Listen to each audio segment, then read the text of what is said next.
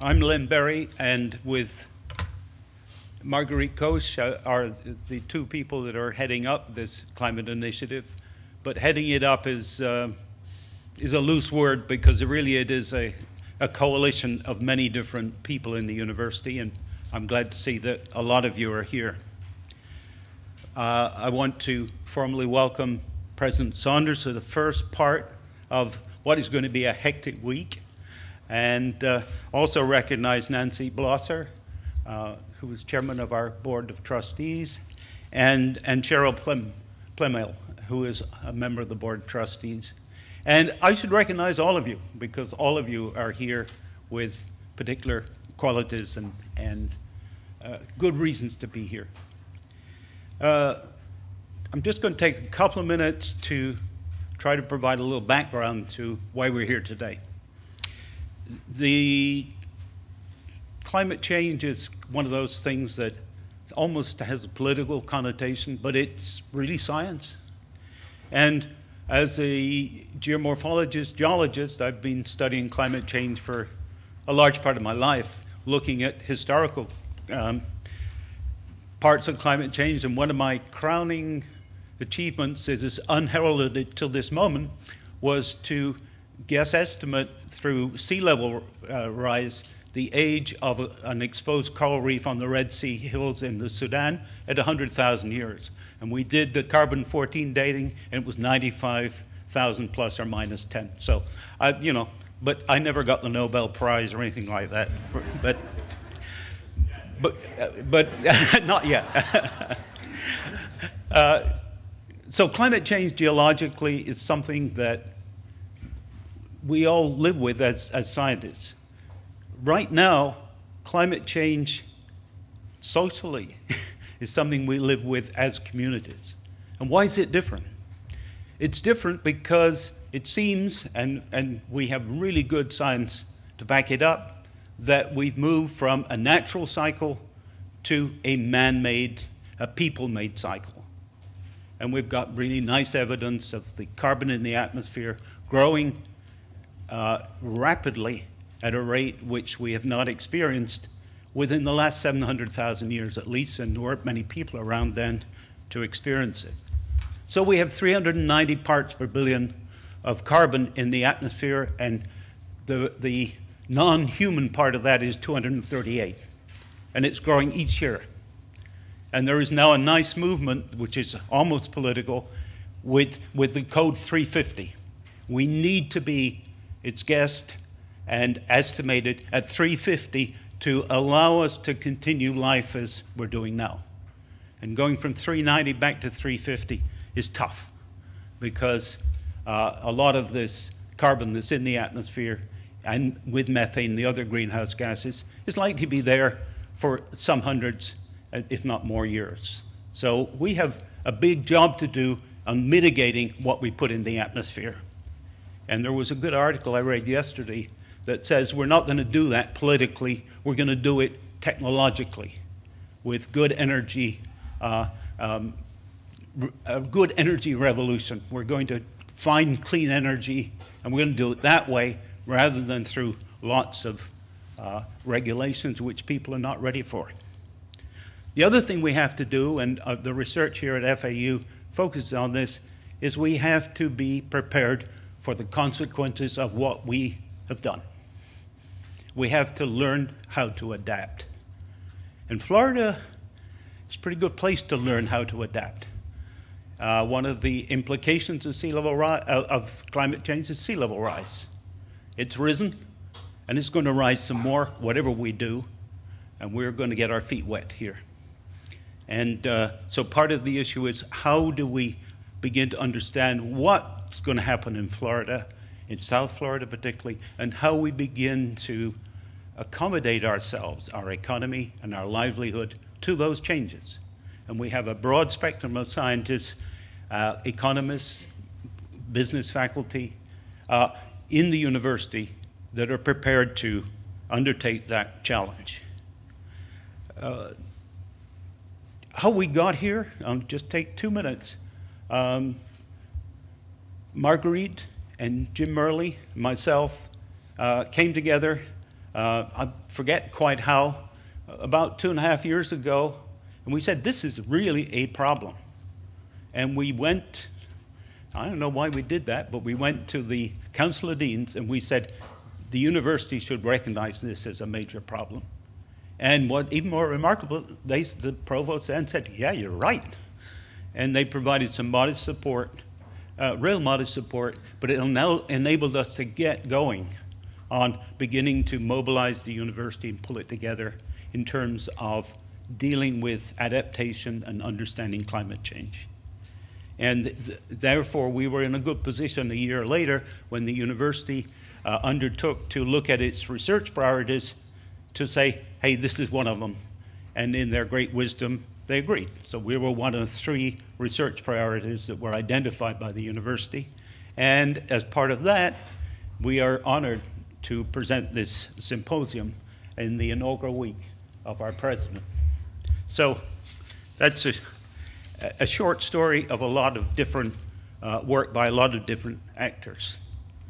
But we're not here to talk about climate change alone. We're here to honor Dr. Mary Jane Saunders, our president, who, fortunately for us, is a scientist who's going to lead us through some of these difficult times ahead. She became just the 6th president of Florida Atlantic University earlier this year at the conclusion of a national search.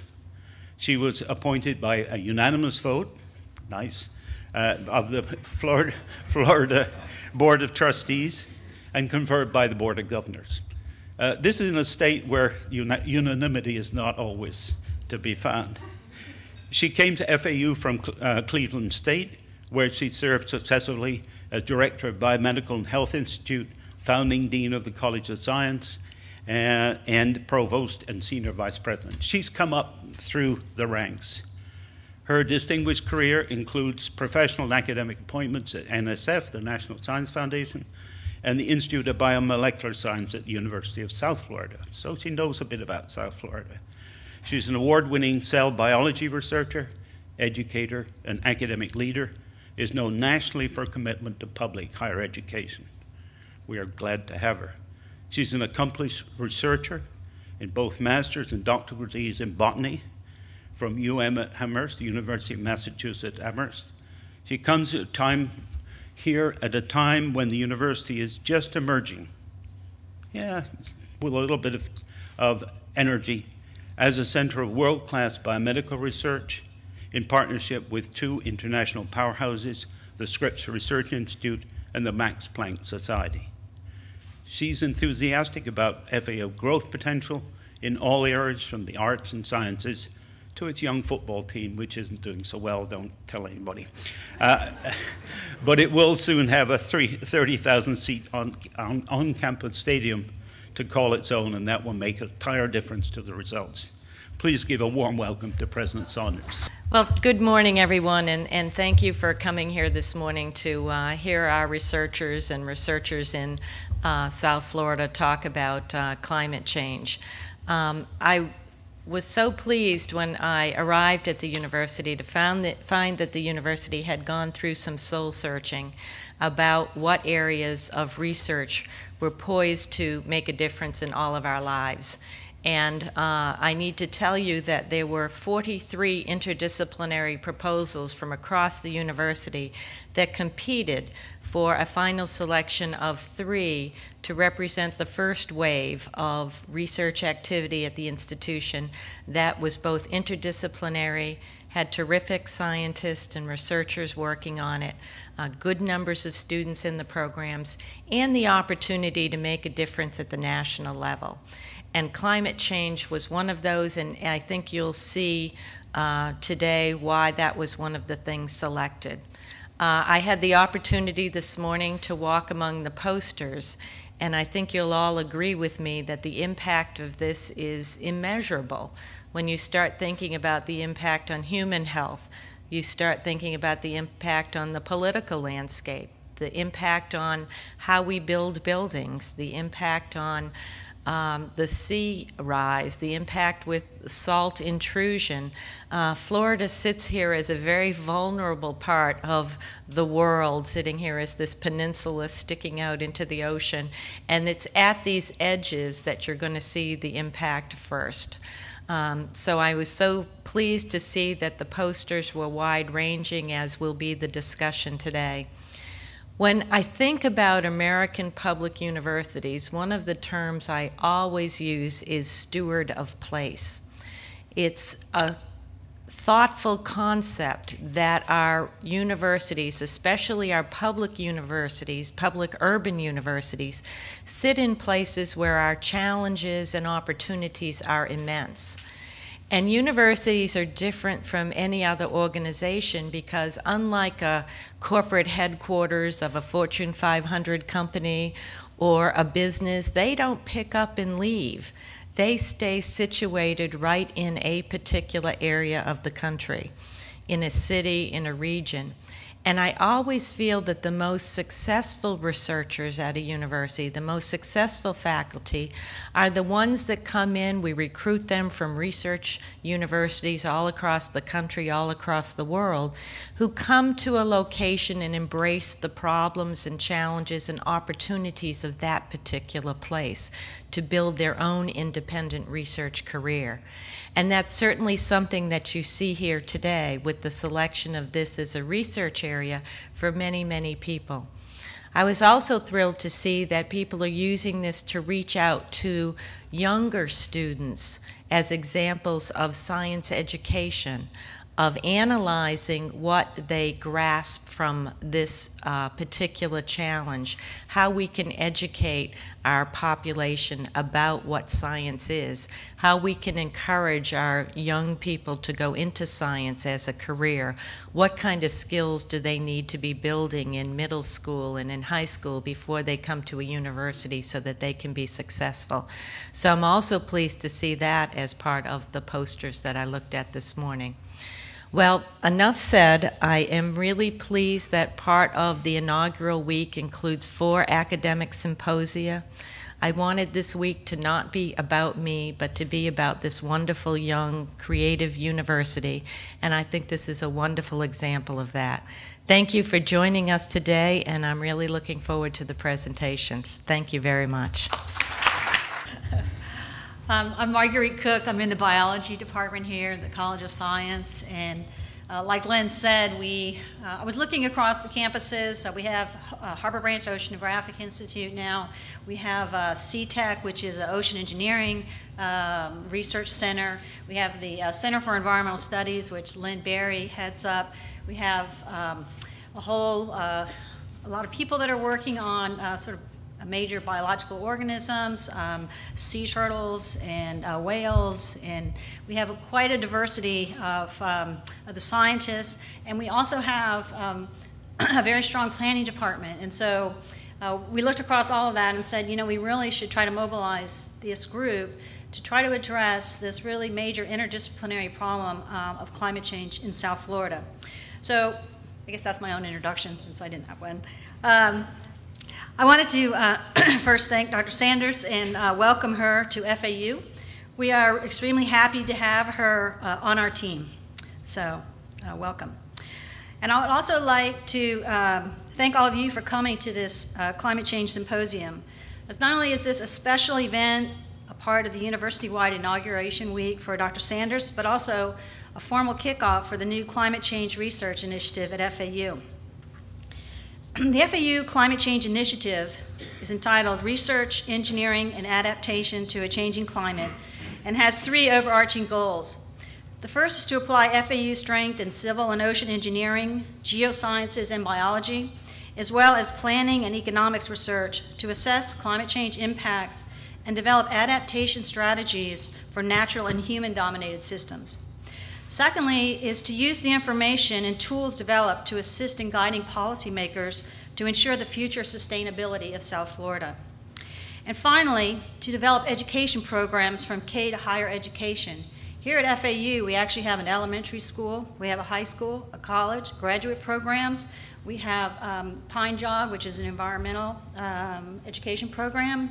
We have Gumbalimbo, which is a marine science program, and there's a lot of education programs also associated with Harbor Branch Oceanographic Institution. So as well as this whole K to higher education opportunity we have for education, we're also establishing business forums and risk assessment workshops to bring greater awareness of climate change issues to the private sector and business community. To accomplish these goals, the initiative has been organized into 3 focus areas based on FAU faculty and our internal and external collaborator strengths, as well as identify priority risks. The first theme is human system problem assessment and sustainability through reengineering and adaptation.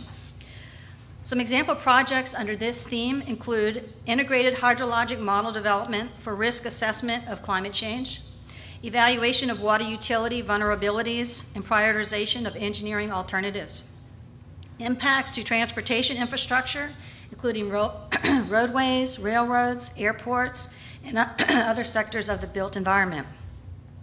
Development of a conceptual framework and tools for adaptive responses to climate change impacts with a focus on the built environment. The second major theme is natural system assessment and technology development. Some of the projects under this theme include investigation of peat soils of the Everglades and coastal Florida, estimating biogenic greenhouse gas fluxes such as CO2 and methane, which are produced in wetland systems, carbon storage and peat stability. The other side of this equation is actually the Everglades and some of the wetlands that surround us, that they can actually accumulate sediment and build up the land at the same time the sea levels are rising. So it's important to understand both those processes. Also understanding the climate-induced changes in the ocean electromagnetic field for the security of Navy ships and submarines. And development of instrumentation to monitor oceanic changes in currents, chemistry, and acidification. Evaluating ocean acidification effects on marine organisms from changes to the acoustics and navigation of large mammals such as whales, to corals and algal species that provide fish habitat. As we increase CO2 in the atmosphere, not only do we have this greenhouse effect that warms, but we also have CO2 itself, which is called the other CO2 problem, which acidifies the oceans and can cause major issues. The third major theme is climate change coordination, education, and outreach. Some of the sample projects under this theme include the development of web-based climate change computerized video gaming simulations, working with the National Council for Science and the Environment, and its Council for Environmental Deans and Directors. And in this, we're developing multi-institutional, national-scale climate science and solution master's degree. Also develop a sustainable industry climate change component in the College of Business executive program, as well as in the regular business curriculum. Finally is to facilitate green business development through a series of forums. So I hope you have the opportunity to see the posters that further discuss our initiative and climate change research, and enjoy the panel discussion on climate change adaptation in South Florida. I would like to thank our academic, governmental, and non-governmental collaborators who have so graciously given their time to contribute posters and participate in this special inaugural symposium. So at this time, it gives me great pleasure to introduce our first keynote speaker, Mr. Paul Souza, the field supervisor for the U.S. Fish and Wildlife Service's South Florida Ecological Services Office in Vero Beach, Florida. It's one of the largest ecological services offices in the country. He has a challenging position of being responsible for endangered species and ecosystems, including the Everglades. And in this time of, it's extremely challenging in this time of rapid climate change. He has a background in science, policy, and planning, which is really the perfect trifecta for moving climate change adaptation strategies forward. His presentation is entitled Climate Change, Critical Issues for Florida. So, Paul? I am really honored to be here today. I really very much value and applaud the leadership that FAU has shown on climate change. Where else but in South Florida do we need leadership on this issue? And the kinds of partnerships that you all are pulling together right now, I believe are the model. This is truly one of those interdisciplinary needs. We need lots of big brains and lots of different subjects working together to help us try to tackle this issue. I also want to make the point that I believe the work that you do in terms of teaching, our next generation is arguably the most important thing that we can do. When I was a kid, there weren't too many environmental studies programs, in college even. It was just beginning to become very popular. Now you look across the country, and they're all over the place. Elementary schools, we didn't learn very much about biology or the environment. Now it's very common. My son is in kindergarten, and he's learning a little bit about our Everglades already. This was not the case. So the value of our educational system, I think, is more important than ever for teaching the next generation about what we're going to need. And I'd say it's more important than ever because one of the challenges we're facing that wasn't so common just a couple of decades ago was this disconnection between kids and the outdoors. When I was a kid, I would just go out the front door in the morning, and I would come back when my dad blew the dog whistle. It's a true story. I could hear him blow that whistle from a long distance, and I would just play. Now the structure that kids have, soccer, get in the car, go to the mall, go to dinner, it's so structured in a way that I believe people have rightly recognized as an issue. We need to make sure that that connection between our kids and nature is real. And I think the universities and school systems in general are providing that connection now. I would also encourage you not just to read about it. Go to Everglades National Park. Get dirty. Sweat. Let the mosquitoes bite you. Get the kids out there and get that real personal, physical connection to these places as well. That's as important or more important than learning about it in a book. I am a really lucky fella. I think I have the best job in the world. I have the responsibility, the joy of helping to lead about 70 biologists mostly to conserve the fish and wildlife resources of South Florida. We have a tough job. It is a labor of love. People, much like the people in this consortium for climate change, self-select for this kind of work. This is not a field where we see apathy. People love what they do. They get up every morning and they put their blood, sweat, and tears into the mix to try to meet the mission of my agency. I believe the greatest mission anywhere. I know you're equally proud of yours. But it's a wonderful gift. And when I'm talking to the next generation coming up, I encourage them to spend time figuring out what it is that they love. Because if they do, they will be forever happy. And if they don't, they will be forever searching. So thank you for imparting that love on the next generation that will make all the difference for us. Climate change, as I'm sure many of you fully understand, is the transformational conservation question of our time. Generations before us had theirs. This is the transformational question of our time. It means that we have to radically rethink the way we do conservation. As best I can tell, there were largely two strategies that were the basis of conservation historically. One, protect what you have. Put a line around it. Create that park. Everglades National Park, Big Cypress, Loxahatchee National Wildlife Refuge, Florida Panther Refuge, Fakahatchee State Preserve. That's one. The other is try to restore what we have today to something like it used to be. Everglades restoration is probably the best example of it. And I would submit that in a climate change world, those two strategies don't work. Because what's important today, functionally for wildlife, is not necessarily what's important tomorrow. We have to have the vision to understand what the world will look like in the future. And we have to have the courage and the boldness not to necessarily put resources in those places that we love today, but that in the future might not provide the same functional value for wildlife that we need. It really requires a radical reshaping of the way we do conservation work.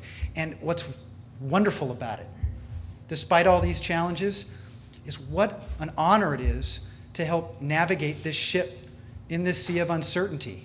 This is our time to rewrite the conservation playbook.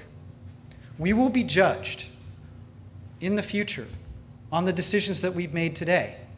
Are we being successful in thinking about tomorrow and putting our investments there, in pushing the envelope there? I'm confident we will, and time will tell.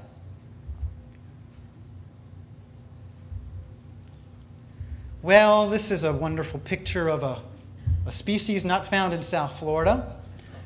But I put it up there because it is, from a species perspective, probably the animal that really captivated the public's mind about climate change and what it means. Have you seen that photo of the polar bear on the iceberg that's floating off to sea? It became a very controversial issue for my agency. We were petitioned to list the polar bear as an endangered species because its habitat is disappearing because of climate change. I think that for me, 4, 5, 6 years ago, there was a tipping point. It's really fascinating to see how these tipping points occur in the public consciousness. I think that photo of the polar bear floating off to sea was one of those iconic pictures that helped people really recognize climate change is here, and its impact on species will be enormous. I also think that it's not the best picture to identify the threats posed by climate change. Anybody got a better one?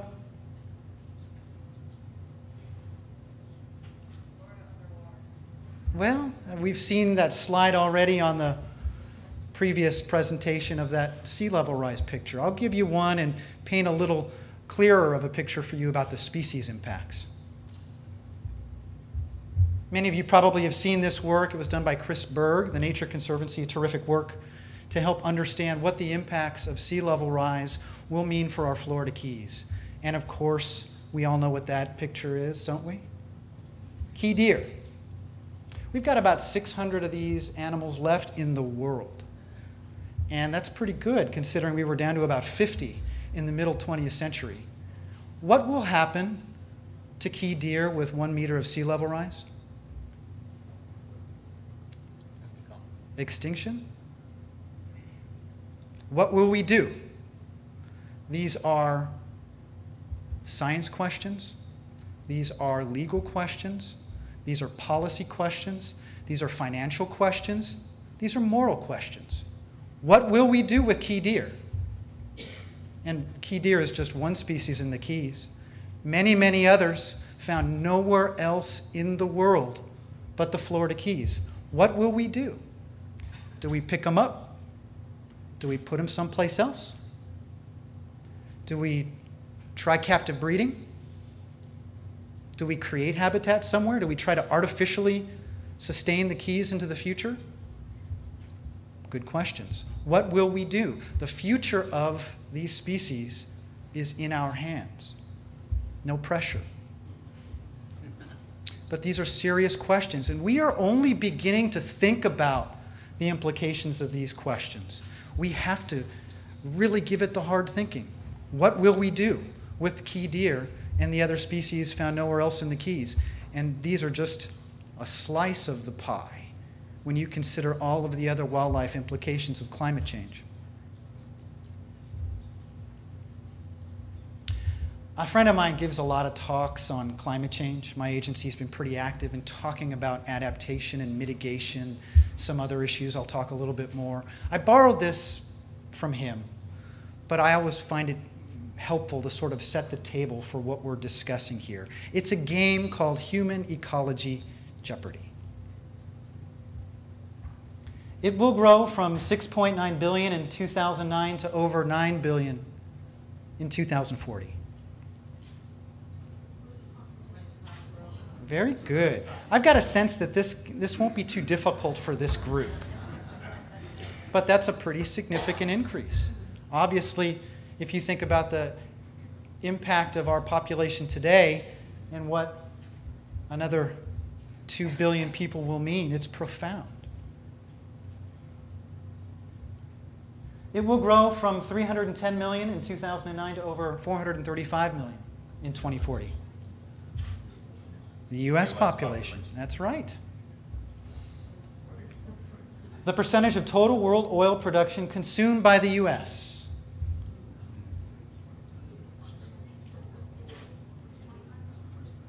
You guys are too good. This isn't even fair.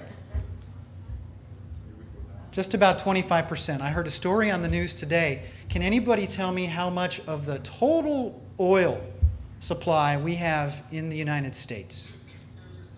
That's right. Somebody heard the same story I did. 2% of the world's oil, 25% of its consumption. That's pretty profound when you talk about energy security. The average ecological footprint of a U.S. citizen, this is just roughly speaking the amount of acreage necessary to support one American. Anybody? This is a tough one.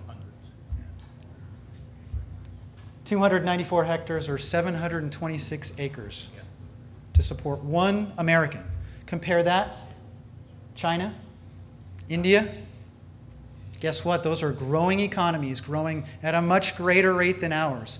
What happens as they seek to provide a better future for their people and their ecological footprint approaches ours?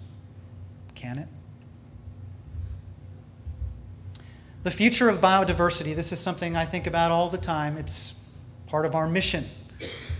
It's one of those wonderful objectives, preserving biodiversity.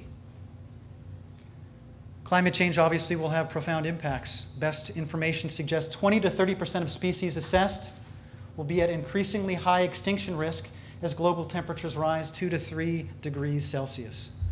20 to 30% of all species on the planet. If global temperature exceeds 3.5 degrees in terms of an increase, models project significant extinctions. 40 to 70% of species on the planet. That is certainly not out of the realm of projections.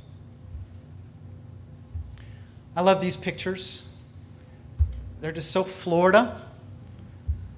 Of course, you take a look at the coastal development that we have. We've heard a lot about this phrase, too big to fail, in recent years. GM, AIG, other companies. How about Miami? Is Miami too big to fail? I would submit most people would say yes. I would submit that there is going to be a huge effort to shore up our coastlines, to protect our coastal areas. Can you imagine the kind of investment we're talking about? I hear from experts, oh, it's limestone, we can't keep the seas at bay. You know what? I'm pretty impressed with the ingenuity of people when they put their minds to something. Amsterdam, they've been dealing with this issue for a long time. They have a different set of values about these issues. They look at sea level rise and see it as an issue that simply must be managed. We're only beginning to have this conversation. At FAU and other places, you're deep into it, but the public consciousness, we don't see the kinds of radical reformation that's going to be necessary to take this kind of a subject matter seriously. Those beautiful coastal barriers, do you know how important these areas are for wildlife? Where will they go? That's another fascinating part about climate change that I think we're only beginning to understand. Not only is climate change profound in its own right, sea level rise, temperature rise, rainfall pattern distributions changes, all of those things that we know about, but the synergy. As we shore up Miami, how about those beaches that don't get shored up? Where do they go? How about the people that have to be displaced, those places that we can't protect? Where will they move? Lake Wales Ridge, future beachfront property in Florida, high ground, indirect effects from the impacts of sea level rise and climate change more broadly. Invasive species, Burmese pythons, poor Dan Kimball. We've got thousands of these pythons in South Florida now, notwithstanding the cold snap, which helped for a while. at least. We see that as temperature profiles change, invasive species that historically could not find a foothold in the United States will be able to. I saw one rather controversial graphic produced by USGS about the future range distribution of pythons based upon 2100 IPCC scenarios. We had pythons in Washington, D.C. Something sounds kind of, I don't know, but the impacts of climate change on invasive species ranges are profound. We're a subtropical climate. South Florida is one of these unique places on the planet. We're kind of this ecotone, we're this interface where it's just suitable for a lot of these species like green iguanas that fall out of trees when it gets cold, Burmese pythons, a host of invasive fish. Dan Kimball could tell you some stories about that too. As the subtropical zone expands, guess what? Burmese pythons in a city near you. It's possible. The synergy is what's really fascinating about this. Water supply. What will we do with the Biscayne aquifer? We're having challenges right now keeping salt water at bay. How will we shore it up and provide that drinking water for millions of people? Good question. I've got some ideas about it. I'm not sure that they're the total answer, but I'll get to that. About 10 minutes. Okay. We see also, again, sea turtle potential implications. Obviously, this is a major issue for us. Those indirect effects, what will happen to our beaches? Loggerheads are found in extraordinary numbers on the Treasure Coast. What will happen to our sea turtles as we lose our beaches? Historically, beaches would change. They would move with changes in sea level rise. We've lost that flexibility in many cases because development is right up on the shoreline. What will happen to our turtles, an iconic Florida species? A couple of subjects I'd like to cover in brief here today. Climate change in the Everglades. Paint some pictures for you. What are we doing? What do we have? What do we need? What must we consider? And I'll leave you with some take-home messages. In South Florida's greater Everglades ecosystem, we have rich biodiversity, one of the richest places in the world. There are a number of species with a dubious distinction, federally listed under the Endangered Species Act, 67 of them in total.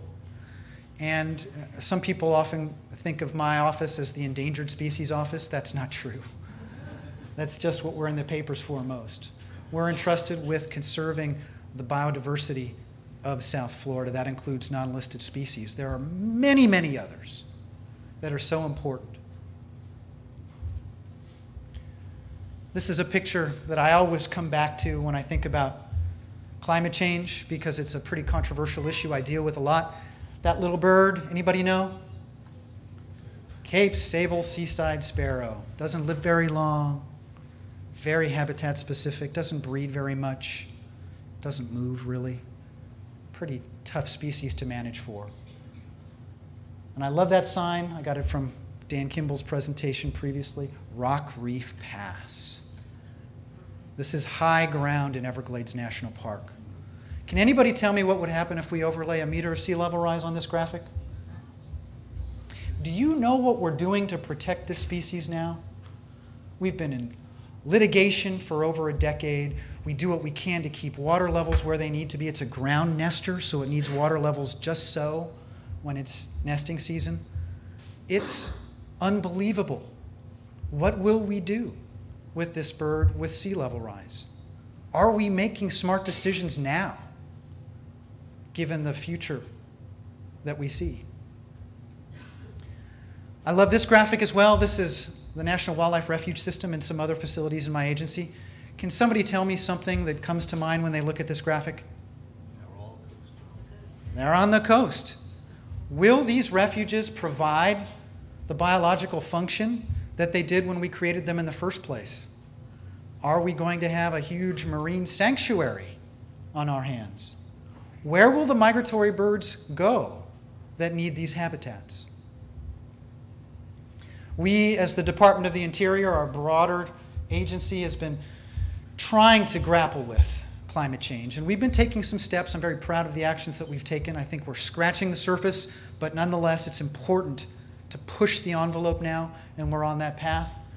Our Secretary has made climate change a key part of our mission.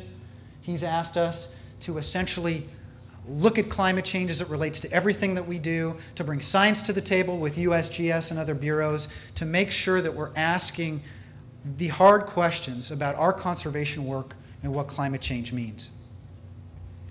My agency put together a strategic plan outlining our actions to climate change.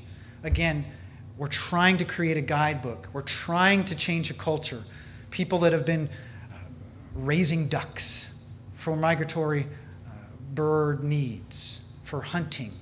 How do we change the culture of an agency to deal with the future we see?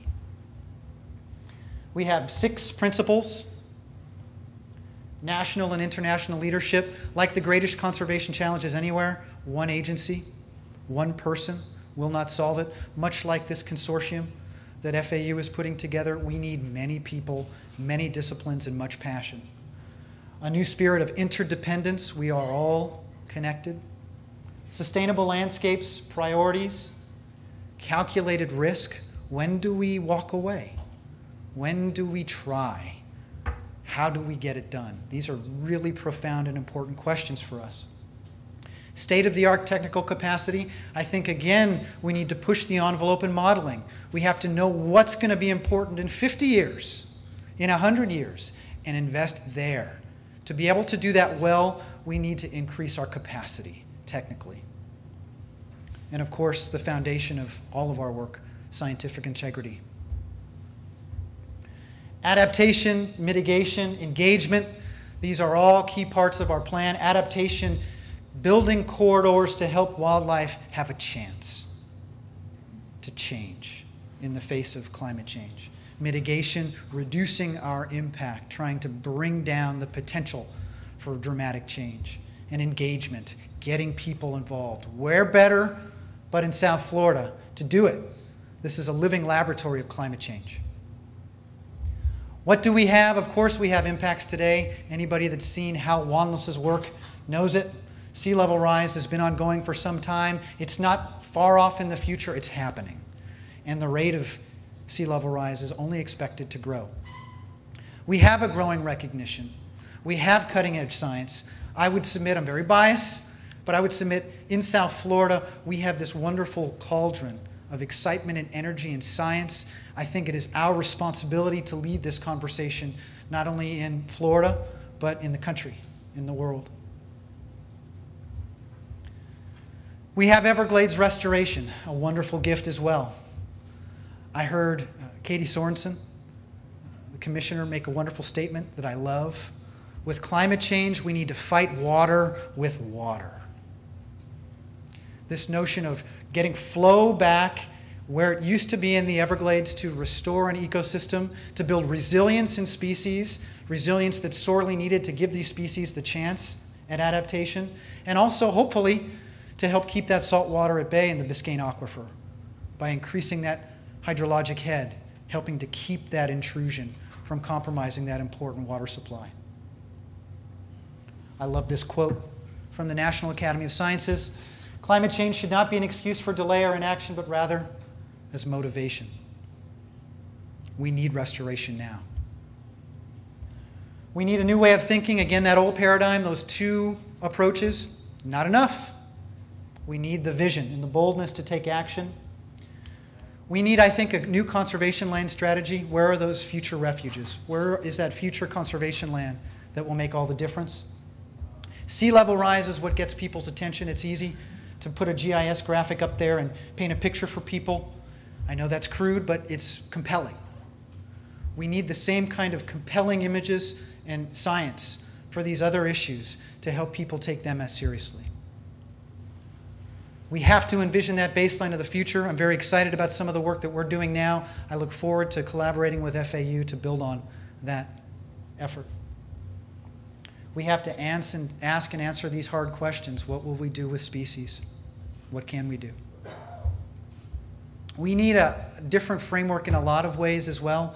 I'll just briefly mention the notion of critical habitat, created in 1978 as amendments to the Endangered Species Act. It's a great idea. Draw a line on a map, identify that habitat that a species needs to survive and recover. Don't think they were considering climate change when they came up with that paradigm. How do we modify that important concept in a climate change world? What law do we need to help us make it so? Habitat corridors, drinking water. I think we always have to push ourselves to think about all of the multifaceted issues and paint that picture with this broad palette. It will provide more compelling stories to people if we do so. In adversity is opportunity. I'm an optimist by nature. When I first heard about climate change, I almost wanted to go away. It's not like we don't have a tough job as it is, habitat loss, invasive species. But this, upon reflection, is our time to change the rules. This will be our legacy. This is our wonderful burden. Wonderful quote by Rachel Carson, one of our agency's famous people. She changed the game on environmental contaminants. Her research on DDT changed the game. It made a major difference for birds across the country and world. Like the resource it seeks to protect, wildlife conservation must be dynamic, changing as conditions change, seeking always to become more effective. Pretty relevant today. And I'll leave you with this picture. My two kids, Garrett, that one in kindergarten. Maddie turns 4 in December. And we have this wonderful tradition. Every day when I'm at home, we have dinner together. And my dad asks me, "Daddy, what'd you protect today?" Most of the time I say, "I worked a lot on panthers today." Sparrows, snail kites, turtles, manatees. It's a wonderful gift, and this is the reason why we do what we do. What kind of world will we leave to our children? In the end, that's what it's all about. It's our time to make it happen. Thanks. I need not explain why we asked Paul to do the plenary address. That was just great. Thank you so much. And I've heard you talk before, and I would love to hear you talk many more times. It's just a wonderful way of getting over the kind of issues that we face. And now moving from that to the policy agenda. We're going to have Jim Murley talk to us for a short while, and then have a panel discussion, and what I'm sure you want to do, some questions and answers. What I'm asking Jim Murley, who, as most of you know him, he's a colleague, he's a leader, he's both, he's head of the state, how do they call it, Florida Energy and Climate Change Commission. And he's both a member of the College of Design and Social Inquiry and an affiliate with CES. And Jim has probably a better view of what's happening in the political sphere, though he doesn't know what's going to happen on November the 2nd, and in the whole policy sphere. And I'd like Jim to give us that background of where we are with climate change in the federal and state government.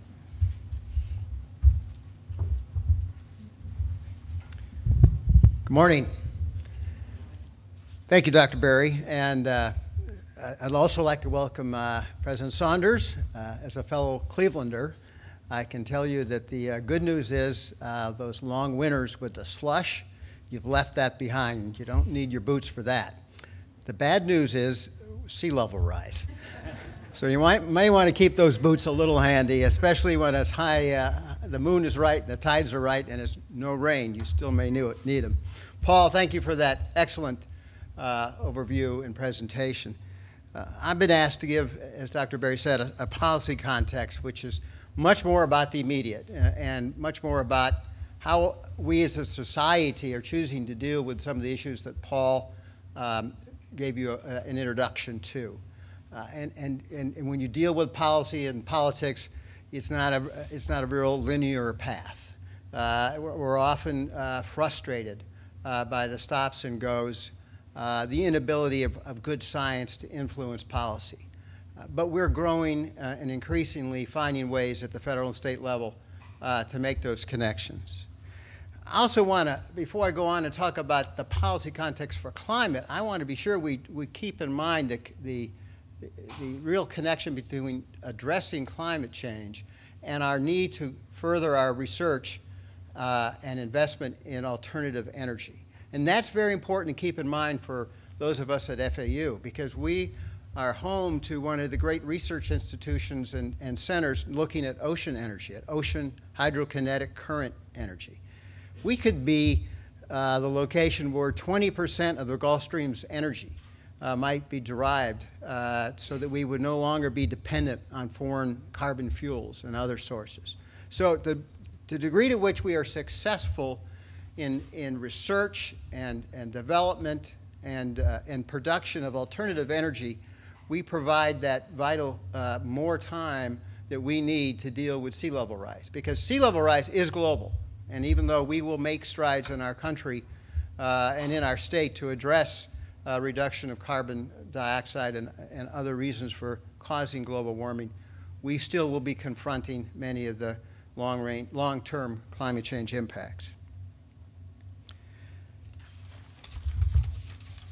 At the national level, I'll briefly go over what is happening and a little bit of the history, and then also do the same for the state level. Interesting enough, in 1978, Congress passed the first national climate change legislation. That's when Jimmy Carter was president, I believe. And you know, back then, scientists were advising Congress and the executive branch on the importance of dealing not just with weather, but the long-term global issues that deal with climate change. And throughout the federal bureaucracy over the years, assessment reports have been produced by interagency groups. These are very important documents. One was released just recently by the United States Interagency Panel. And of course, those worked their way up to the International Panel on Climate Change created by the United Nations, within which many of the major global predictions are determined. And of course, you follow in the paper the attempt of the world governmental community to deal with some of the assessments that they are receiving from the scientists. But at many times, their work in the policy area on climate change would be pretty difficult to find on the radar screen in Washington. There are many reasons for that, but that certainly changed within the last couple of years. Elections of the new administration, financial commitments by Congress, and now climate change is much more apparent in the work of the federal agencies, and especially the research arms of those agencies. Of course, Congress, and many of you, I believe, have followed this, have debated the issue. Right now, we don't have any new legislation in the area of climate change from Congress. So the real focus is in the agencies. It's in the Department of Interior, where Paul and Dan do their work, and it's to track their issues, their direction, and their funding. Those of us that want to do further research in this area, it's important to keep in mind where the federal agencies are prioritizing their work. And there's an alphabet soup of agencies out there, and I think, to me, it's important to see the scope of them, because it's not just the National Science Foundation or the Department of Interior, but it's a whole range of agencies that I'll cover quickly to give you a feel for where the policy is evolving, where the agencies are making financial commitments in their own work and reaching out to academic partners to assist them in further policy development. It starts really in the White House, where we have for the first time an Office of Energy and Climate, headed by a Floridian, Carol Browner, who's actively involved in the debates that were happening in Congress and working at a cross-agency level at the federal level, along with two very important agencies, the Council for Environmental Quality and the Office of Science and Technology, both of which coordinate the line agencies as they do their work. Obviously, the Department of Energy, especially on the mitigation side, where we can reduce our reliance on carbon-based energy, they've made significant investments. Department of Transportation. Interesting enough, Dr. Berry and I will leave this meeting and fly to Tallahassee and meet with the Federal Highway Administration and the Florida Department of Transportation. They're worried about the This afternoon. They are worried about the long-term effects of sea level rise in Florida. You know, how do they plan a high-speed rail system? How do they plan for ports and airports? A host of long-term investments of our tax dollars and federal money. And they're looking at sea level rise, and they have a research contract with the Center for Environmental Studies to assist them in that matter. Department of State looks at a whole range of international issues, but one that we don't want to forget about in South Florida, because we have a history of being a location for economic refugees. And it could be well that one of the first impacts we really experience is climate refugees from our island nations in the Caribbean and the Bahamas. They're going to be impacted sooner than we will be, and they have far less tools to address it. The Department of Defense, a huge agency with a big budget, has declared it is mission critical for their bases to understand climate change and sea level rise in their ability to continue to be operational in the future. They're equally as interested in alternative fuels, but they want to know how their coastal bases in Florida and other states will be able to survive long term with some of these issues. Of course, the National Science Foundation, as it always does, has an active program of funding and investigating these areas, especially water sustainability and climate change, an area where FAU has done a lot of work and can in the future. NASA, as they phase out running shuttle programs, will continue to be involved in earth sciences. And Julie Lambert just received a large education grant, $600,000 education grant from NASA, which is the education part being equally as important to the other research. Housing and urban development. A recent announcement that Southeast Florida has obtained a large multi-million-dollar grant as a region to produce a plan for sustainable development. Florida Atlantic University is a partner in that process, along with Florida International University, the other institutions of higher education, and all the other governmental units within our region. And one large part of that application and of its implementation is going to deal with climate change. And let me end with, at the federal level, would probably the one that many of us would identify, the federal agency that many of us would identify that with climate and weather, and that's the National Ocean and Atmospheric Administration, NOAA. NOAA has, within its organization today, just in Southeast Florida at Miami, there's a huge research facility, the Atlantic Meteorological and Oceanographic Laboratory, did I get that right? AMOL. And throughout the state and throughout the nation, NOAA's weather and climate research facilities in different line elements have been studying this issue. But this year they decided to create a new NOAA National Climate Service to really focus on climate, just like they focus on weather and fisheries and ocean issues. And it has been in the process of being created. It had 5 societal outcomes, which I want to just list because I think these are the focus areas of NOAA's future research as it relates to climate, the areas that they're going to want to fund academic research, and they're going to look for us to respond back with unique ideas to help them with this new climate service.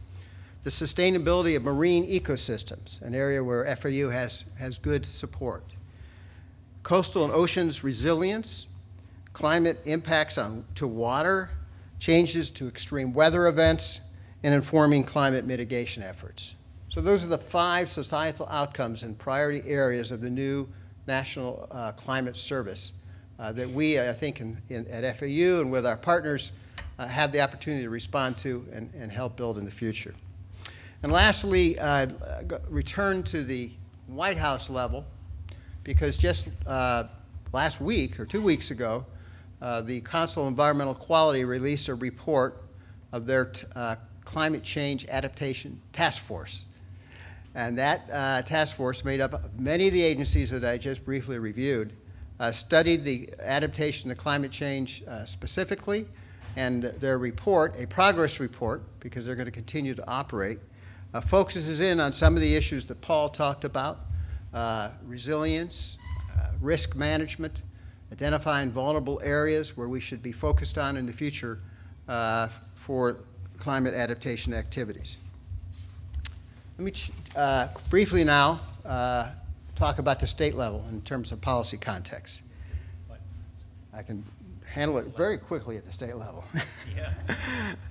It's a short report at the state level, not an area of active interest until very recently. When Governor Chris came in, he found climate change to be one of the areas that he wanted to focus on. And I'm sure many of you followed the issuance of 4 executive orders, the creation of a climate action team that produced a climate action adaptation plan.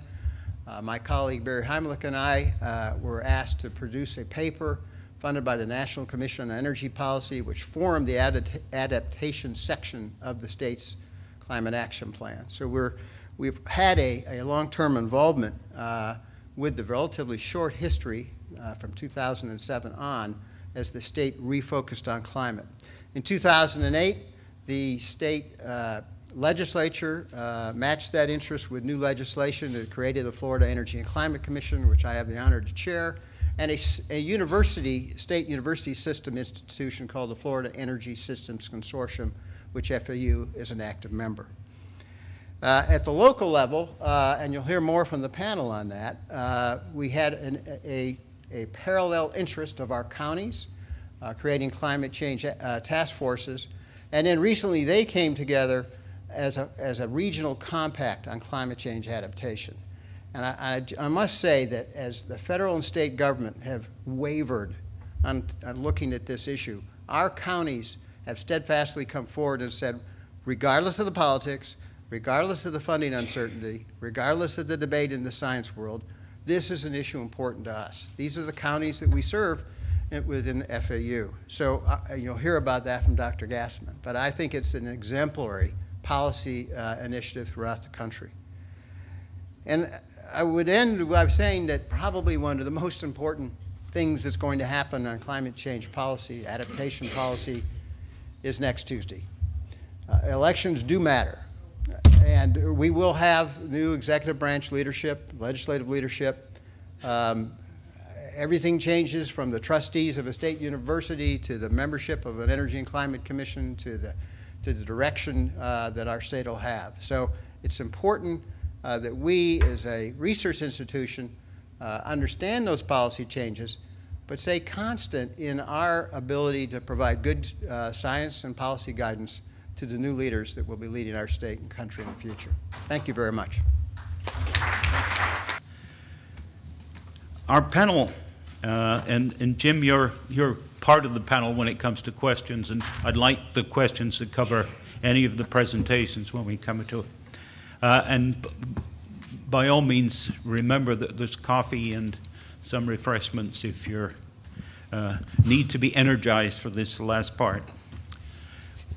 We have, I'm going to introduce all the panelists so that I can let them talk. And Nancy Gassman, I used to call her Glassman until she told me there was no L in her name, is one of the energizing forces behind the climate compact that the 4 counties have put together. And she's rooted in South Florida with a PhD from the University of Miami, and really is a coastal scientist in many ways. Dan Kimball, you happen to be sitting in the order I've got the papers. Dan is both a friend and the superintendent of Everglades and Dry Tortugas National Park. He's chairman of the working group in the South Florida ecosystem restoration. He was designated as the chief honcho for the oil spill for DOI, and had some experience there that he might want to tell you about. in his spare time, he really cares about sea level rise because his park is one of the most vulnerable parts of the world in relation to the impact of sea level rise. Obi Shikara is sitting in from Kim Sugar, who's got a medical problem. Obi is a renowned scientist and modeler in the Water Management District. He's really served with me on, I don't know how many meetings we've been in this year, maybe something like 20. But one of the things we are working together on is, with Nancy, is trying to get a unified model for sea level rise in South Florida. And that might be something that we expand to the state. And it's a very interesting exercise because the group includes, it's only about 12 or 14 of us, includes everything from people who think that there be, or judge there will be 1 to 2 meter rise in sea level, to some others who worry about projecting more than 6 inches of sea level rise. And we will come to a consensus. And last but not least, another friend, Dr. Vos, who brings the Dutch perspective to this way back, but he's more appropriately the Associate Professor and Director of the School of Urban and Regional Planning, and his school is doing some fascinating work on the details of future climate changes, and particularly sea level rise in Fort Lauderdale and along the coast. And it's reflecting what Nick says, that you need everything from an understanding of the way natural systems adapt or need to adapt, the way to human systems. And the community side of this and the economic side of this is really a critical part which our school is beginning to address. What I've done is ask the panelists to take just over 5 minutes to give us their perspective on this issue.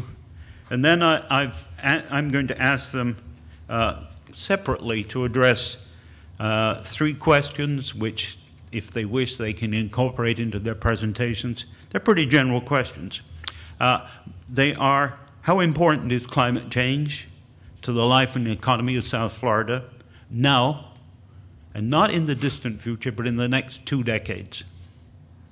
So is it something that we can leave forever, or is it something which I believe that we have to start thinking about and dealing with yesterday?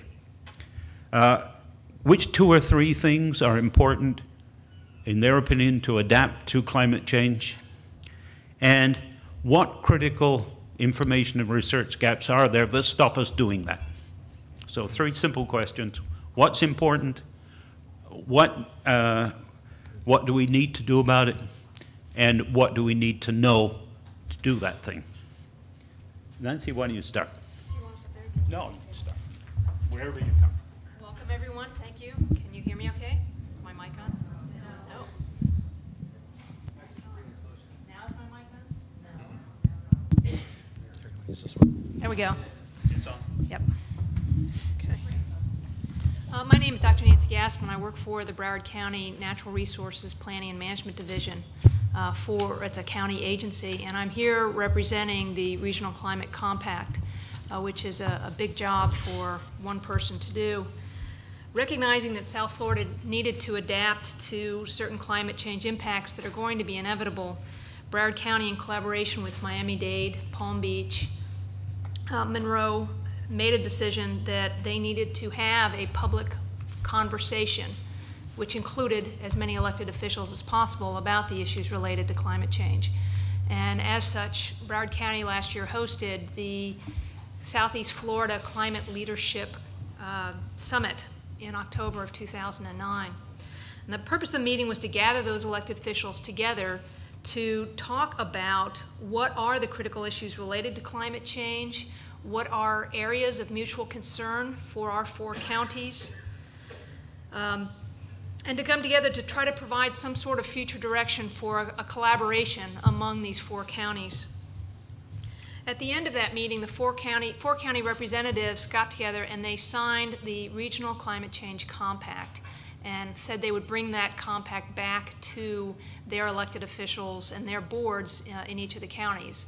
And that occurred, and in January of this year, 2010, all 4 county commissions signed off on this regional climate compact. The compact had 7 major sections that called for action.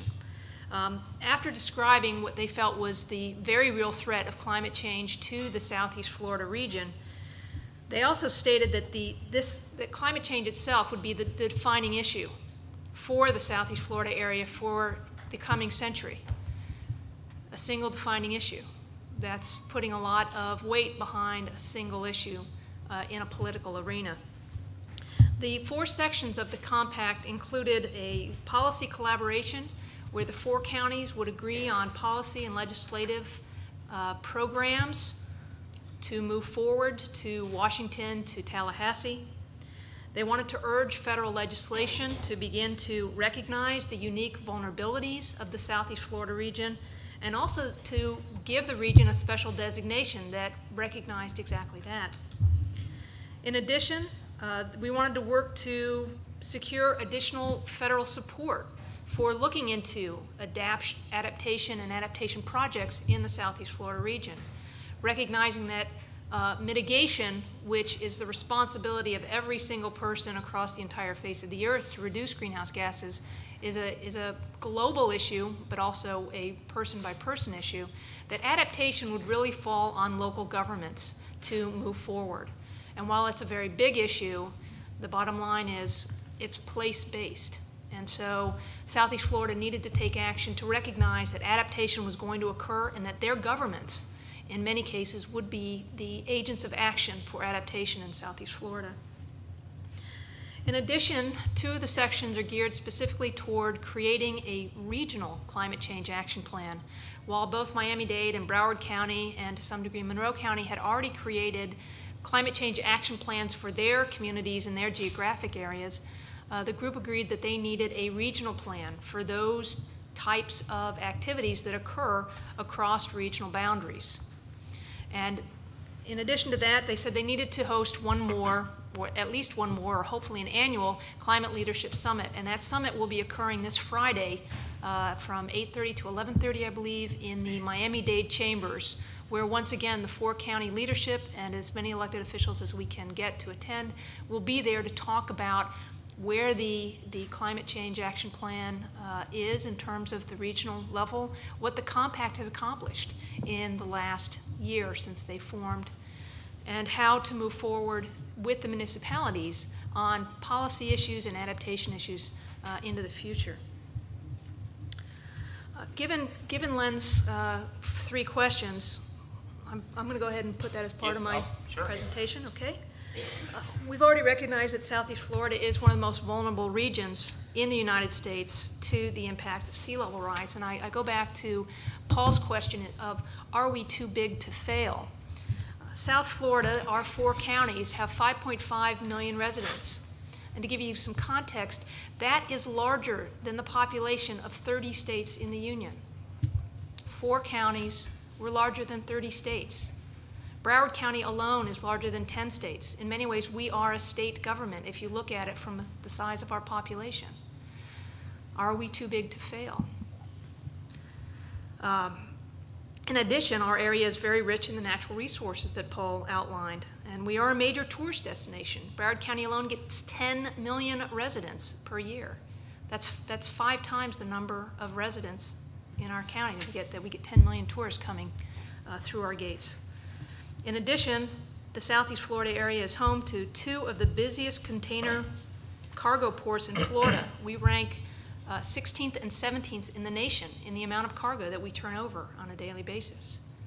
Are we too big to fail? We are the gateway to the Caribbean. We are the gateway to the Americas in terms of our cargo. Are we too big to fail? We also bid bon voyage to about 7.5 million cruise passengers in 2009 between Miami and Port Everglades. That's a lot of people coming to our area, a lot of people using our area, a lot of people that are very much integrated into our economy. In addition, according to the Florida Department of Agriculture and Consumer Services, The economic contributions of agriculture and related services in Southeast Florida in 2007 was nearly $30 billion. B as in boy. It's a lot of money. And that makes us one of the food providers to the rest of the country. There's a lot at stake here in South Florida from a human standpoint, from an ecological standpoint, and from a standpoint of both state and national interests.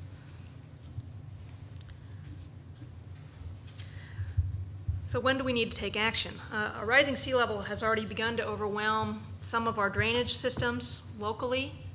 We've talked about the vulnerability of the Biscayne Aquifer, which is our primary source of drinking water for the Southeast Florida region. Effective planning is going to be required to adapt to the inevitable consequences of rising seas.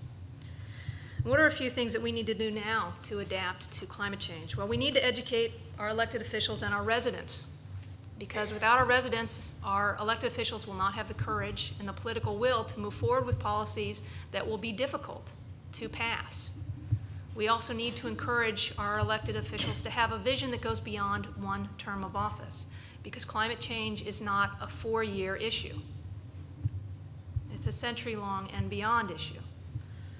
We need to integrate climate change impacts into effective planning of land use, of transportation, and development in the next 2 years. And 3 of the main focuses of the Regional Climate Change Action Plan will be land use, transportation, and the built environment. And finally, I think that we need to start seeing federal funding and other funding options that are supportive of adaptation planning.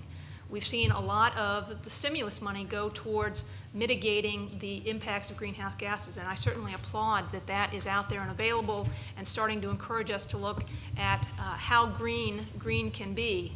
You can save a lot of money if you're energy efficient, but you're also making an impact on the United States and every American's incredible carbon footprint. Well, what critical information gaps are there that prevent us from doing this? How do we move forward? As I look through the posters hit on a lot of the critical information gaps. Adaptation is certainly an emerging and interdisciplinary science. It's the science of the future. How do we predict what we need and how do we get there? And so I think that some of the critical gaps that we've seen within just the Regional Climate Compact is a need for better modeling, especially in Palm Beach County, of surface and groundwater to understand what our risks are to rising seas.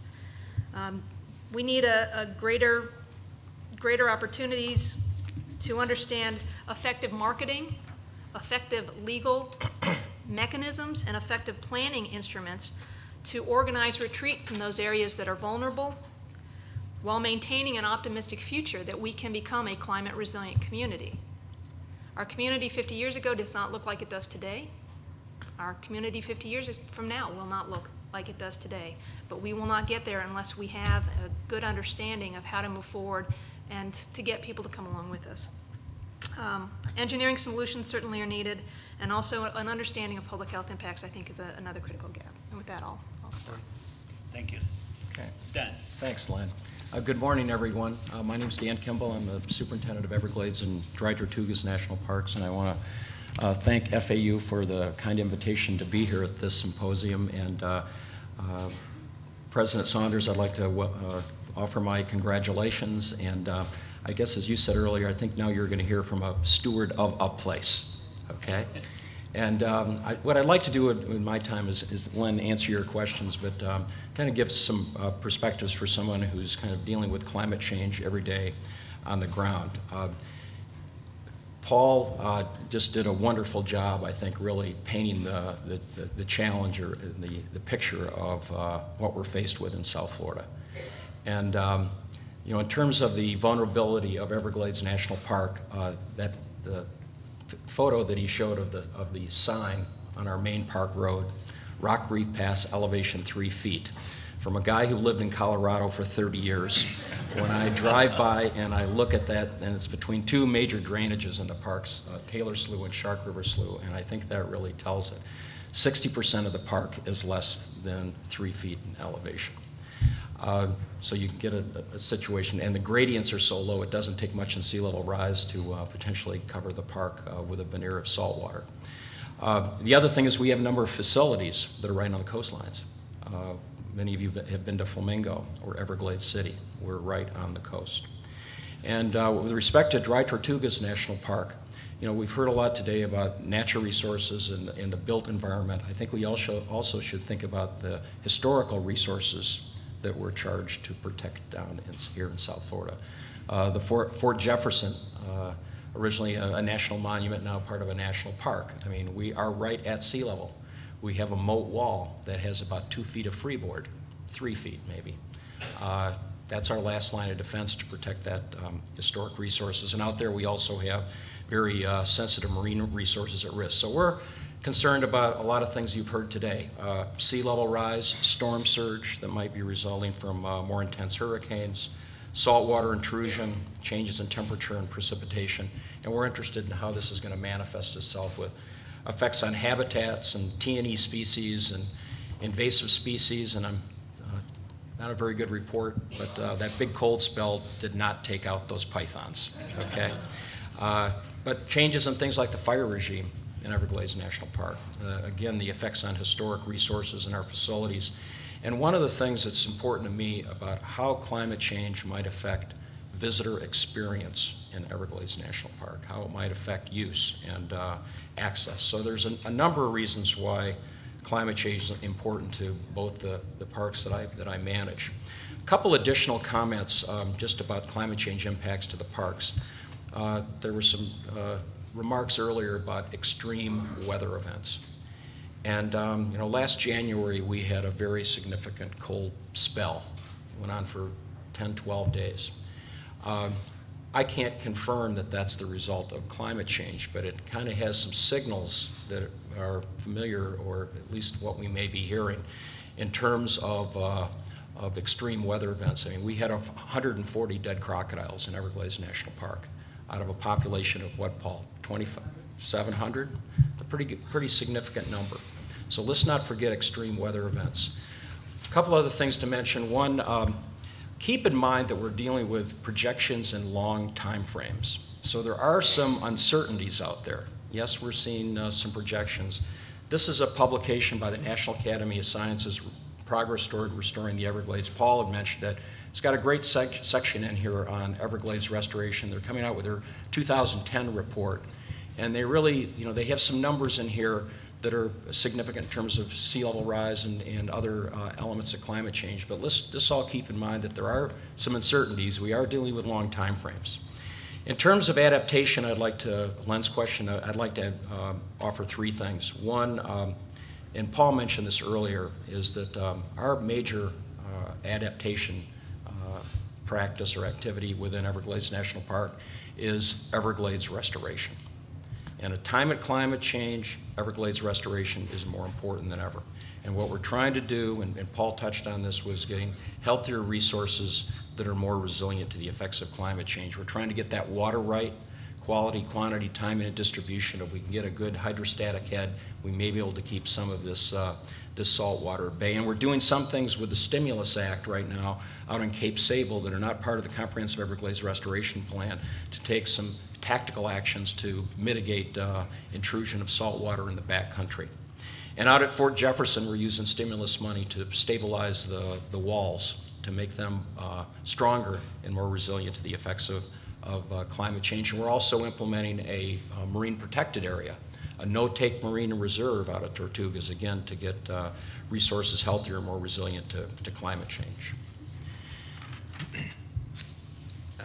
In terms of a second thing we're doing with regard to adaptation is really monitoring and research and science. We have a very fortunate in the Park Service, we have an inventory, a very robust inventory and monitoring program. We have a vital signs program.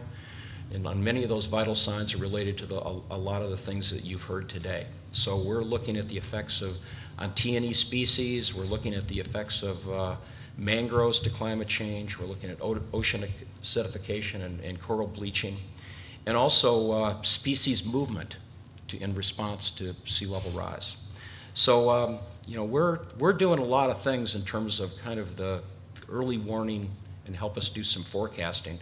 Paul mentioned 2 things we've got going on in the Department of Interior. One is climate science centers that are being formed around the country, and also landscape conservation cooperatives that I think are going to provide avenues, forums where we can all work together. And finally, in terms of our adaptation effort, we're trying to integrate climate change into park planning and decision making. It's one thing to just talk about it. We're really trying to make decisions based on the best knowledge, best information we have on climate change. And a good example is what we're doing down at Flamingo. You know, some people say, you know, I think it was, I heard this morning, you know, around this time, this is 5 years ago, Wilma rolled through. And with the Katrina and Wilma kind of did the 1-2 punch on Flamingo. We have a plan to rebuild, and we very carefully incorporated climate change and sea level rise into our design parameters. So we're going to move forward with that with a hurricane-resistant, climate change-friendly facility. Finally, with respect to information gaps that Len posed and challenges, just a few things for your consideration. One, you know, we kind of focus on big changes out at 100 years out, you know, roughly 2100. And from the standpoint of a land manager, what I'm most concerned about are things that are in the 10 to 15 to 25 years out. Those kind of things are really important so we can make informed decisions. Also, I think an information gap is the social dimensions of climate change. And I think back to what I mentioned earlier about visitor experience. You know, there's a publication called In Favorable Tide. It was done by the National Wildlife Federation, Florida Wildlife Federation, that really looked at what the impacts of climate change are on fishing in the fishing capital of America.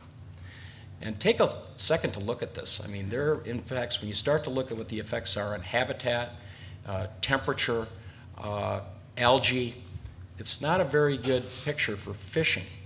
And fishing is a big, big deal in Everglades National Park. So I think really the social dimensions of climate change are really important. And finally, the thing that's been mentioned a number of times thus far this morning is this, I think the granddaddy of all challenges is how do we educate the public about climate change? What do we know? What do we don't know? How will climate change manifest itself in South Florida? You know, one thing that I said earlier, I mean, we've got a very vulnerable landscape, and what I would suggest is Everglades National Park, Dry Tortugas National Park, Big Cypress National Preserve, Loxahatchee. We have some great platforms to tell the climate change story. And we've been trying to weave climate change into all our interpretive programs. I mean, in a couple of weeks we have all our seasonal interpreters come, and we are going to tell them the latest, what we know about climate change. We're weaving that into our more traditional ranger-led interpretive programs. We are also doing things like a glossy, there are copies of this in the back, Climate in the South Florida National Parks. We're trying to use this as a way to tell the story as well. But I keep thinking, are there other communication tools, other strategies that we need to come up with? And you know, we are doing things like, you know, Twitter, and hope to soon be on Facebook and things like that. But I really think we're kind of slow in the government, especially in the federal government. But as my son says, by the time you get it up, it'll be passé. Nobody will be using that technique anymore. But you know, I think this whole thing about how do we educate the public about climate change and what we know, what we don't know, what are the strategies, how do we get the message out?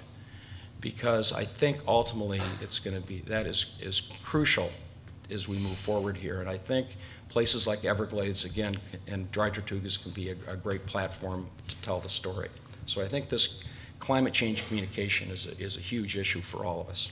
So with that, I'll conclude, and again, thank you for the opportunity to participate in this event.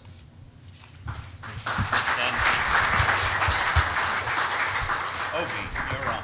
Yeah, can you all hear me? Yes. You don't want to try my full name. It's Jayanta Obesekar, but everybody calls me Obe. I'm happy to sit in for Kim Sugar. You know, she's the project manager for Water Management District, and you know, I lead the technical team for the Water Management District on climate change, and my focus would be more on a regional scale water management. I think that's kind of, I think I fit in nicely with the rest of the team here. I enjoyed Paul's talk and Dan's discussion on the issues. I'm not new to Florida Atlantic University. I've taught at least 5-6 times here in 2 departments, so I know many people very well. And I think it's a wonderful opportunity for us, the Water Management District, to work with the university closest to us and work with the faculty here on issues that I'm going to discuss. I heard a story from an old timer in the Water Management District. He had worked for about 30 years, and I brought him back because I call him a man of first. He brought everything to the Water Management District. His name was Bob Hambrick, and some of you may know him. He told me about in 1960s, he brought this sea level rise issue out to his boss. And his boss told him, he was a hydrologist, he said, Bob, we need to leave some problems for the next generation. So guess what? The next generation is here. So we really, and I feel like what we are going to provide as solutions, we probably will not live to see because this is a long-term issue. And I think, but it is a very important issue. So in terms of long-term water management, we've been working on this for about 2 years now, more than 2 years. About 2 or 3 years ago, I went to our governing board and kind of presented this climate change vulnerability in terms of water management. And they told us, the data is all over the place, and the amount of money that we would be spending would be billions. So how do you want us to act on this uncertain information? So we took upon ourselves to kind of look at the science, and we have done a lot of work at the Water Management District in terms of looking at science, and that's where I think we could work together very well, and some of my points are going to touch on that, the uncertainty issue. Generally what we did was we identified 3 what we call drivers of climate change, and those 3 drivers, first and foremost, are the land use changes. This urbanization could have feedbacks on climate. And then we have the natural variability. And South Florida is very well known to have good what we call teleconnections, the El Niños, the La Niñas, and there are bigger, more difficult issues like these multi-decadal cycles of climate. South Florida is very well known to experience those. And then obviously then the greenhouse gases, and separating those out are very important, and the university help is needed in trying to separate those out, and I think that's very important. So in terms of stresses, we identified 4 stresses, and there are more, but primarily we identified increasing temperature, changing precipitation. Note that I said changing precipitation. We don't know if it's going to be plus or minus. And then we identified rising sea level, and then finally the hurricanes. But we at the Water Management District realized that the part of the climate change that's already here is the rising seas. And there are 4 ways we identified that could affect our lives. I'm getting into this first question, why it is important to us now. It's important because there are direct effects on our landscape, coastal landscape. And if you walk these days when the moon is right, early in the morning on the coastal roads, you will see the water is already flooding our streets, and what is coming through our stormwater collection systems. Those are the signs of climate change is already happening in terms of sea level rise. Then there is this big regional flood control issue, and these structures that you see on the coast, discharging from our canals, were built like 30, 40 years ago. They didn't think much about sea level rise at the time. And they were designed at the flood level only for about 6 inches of water level difference on either side of these structures. Guess what? That's our tipping point. But we're talking about 1 to 3 feet of sea level rise. So the Water Management District has embarked on identifying which structures are vulnerable, and we have recognized 80% of our coastal structures could be vulnerable to sea level rise. And we have identified 3 water management structures that are priorities primarily in the northern Miami-Dade County. And I think Nancy talked about this water supply issue. The Florida has one of the most porous aquifers in the world, the limestone. I have a very wonderful movie of this if you want to see that. When the sea level is rising, we cannot stop that like the Dutch are doing. We cannot build walls and stop it, and they come through the aquifer. So what we have recognized, that's a major vulnerability as well. And then obviously the restoration that Dan talked about, and I will leave that out. Paul and Dan very nicely covered that. So in terms of what are the things that we could do now to adapt to climate change, and we realized that this is a very difficult decision problem. Because if you look at the next 2 decades, the type of decisions they're looking at are like, what is the resilience of our system? What's the adaptive capacity? But more importantly, what are what we call the no-regret strategies that we could implement now in the next couple of decades? But if you look at the next 3, 4, 5 decades or 100 years out, you should be thinking about what's our alternative future. You know, is a retreat a possibility or inevitable thing to do? So it's a very difficult strategy for decision makers when we, the technical people, have to go to the decision makers and tell them you have to spend billions of dollars. And that's where I think the university can help, how to make that decision under uncertain situations. So that's kind of one of the things that we can do now. What are those no regret strategies? And I think education is one of them, but there are other things that we have initiated. We think that the water conservation is more important than ever, so we are redoubling our efforts on that. We are trying to get a handle on where is our saltwater intrusion line. We know it's there, we don't have very good data, so we're going to try to re-emphasize the monitoring network for it. And also, what are our alternative water supplies for the coastal communities? You know, reuse, wastewater reuse. So we are emphasizing that as things that we should be doing in the near future, in the next few decades. And also addressing those coastal structures. We use a technique called forward pumping, put pump stations to kind of pump forward into the ocean during floods, because when the sea level is rising, these structures lose capacity. And so we need to have that capacity, so maintain the flood protection for you all to live down here. In terms of information gaps, having read through all the science, there are a lot of uncertainties. And in terms of sea level rise, and I think Anne mentioned, what discussion is like, is it going to be 6 inches or 1 foot or 3 feet?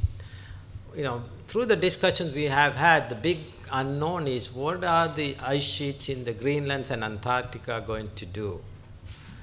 They're going to accelerate faster, and there are a lot of signs they're accelerating in terms of discharges. So the sea level rise is totally dependent on that prediction.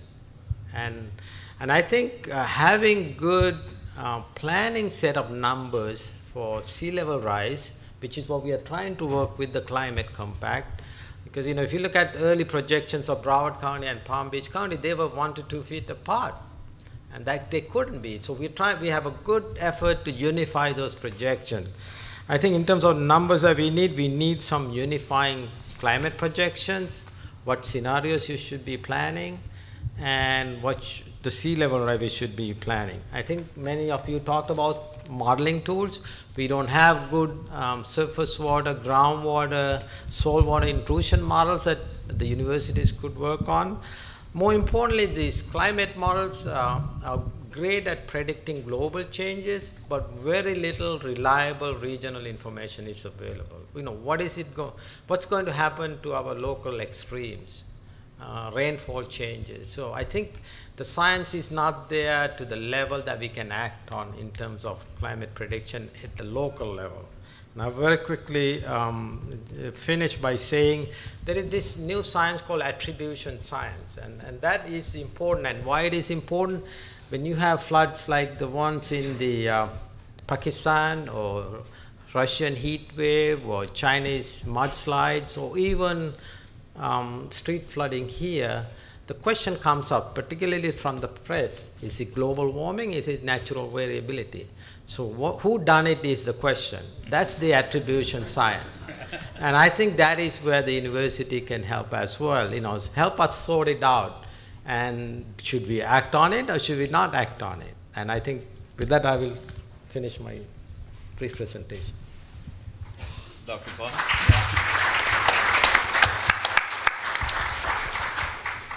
Hi, good morning. My name is Jaap Vos. I'm the director of the School of Urban Regional Planning. And before I say anything, I want to say that a long time ago, I was actually an environmental activist, and I was very proud to be a tree hugger. And if my professors would see me now, they would say, you've come full circle, and you're now on our side, and you're now saying the things that we told you all along. And you will get this and understand this in a second. I couldn't believe that Paul, and I don't know where Paul went, because I didn't want to tell him this right away, but showed me the polar bear. A couple of years ago, Len took me to Washington, D.C. and asked me to moderate a session on climate change and the impact on communities. Yeah. And they showed this picture, you remember this? Yeah, I remember. And they showed this picture of this polar bear on this melting ice cap, and I got very upset. And I said, Len, you know, this is exactly the wrong thing. And although I love polar bears, and they're absolutely beautiful, what it tells me is that climate change is a problem of the natural world, it's a problem of animals, it is not a problem of people. And I said, that's really a problem. And I think, you know, one of the most important things that we need to learn, and probably one of the biggest things, is how do we effectively communicate to people that climate change affects them? That it's not just about nature, it's not about animals, but it actually has a direct impact on our communities. I think that's one of the first things we really need to try to figure out and get a better handle on. Having said that, my focus is not on the science, it is not on natural systems. It is really not on the science behind climate change. It is on communities and how it impacts our communities in Florida. What are the impacts of our communities? And I think within the College for Design and Social Inquiry, what we really try to look at is what are the impacts of climate change? What are the potential impacts on our communities? Now, when people talk about that, they typically kind of say, we'll talk about people, and you know, it's kind of fuzzy. We don't really understand that communities require the same kind of thorough research as natural systems does. So I started writing down, you know, what is the kind of stuff that we do? And a way of thinking about this is, what is the impact of climate change, and especially sea level rise, I think that's really the thing we're talking about, on physical systems? What is the impact on infrastructure? What is the impact on our facilities? What facilities are impacted? What critical facilities are impacted? Which ones do we need to protect? What is the impact on places? All these different places in Florida, what is the impact really going to be? What is the impact on people? You know, and I think there are some posters there that really show you not only the density of population, but also the economics and the socioeconomics of these people. And what are the people that are going to be affected? Is everybody going to be equally impacted? Or are some groups in society more impacted than other groups? What is the impact on social systems? What stress is this going to put on our social systems, and how do we deal with this? How do we deal with social services? Is it going to have an impact on it? And it seems far away, but these are the kind of things we really need to start thinking about. And then, of course, how do we react to this? And I think these are really challenging questions that we really don't have the right answers to, and we probably don't think about them enough. You know, we think more about the climate change itself. And I looked at the posters and I realized there's a lot of things out there. But have we really been doing a good job? And I think this is one of the other things that we really need to focus on informing each other. I really need to hear the latest data.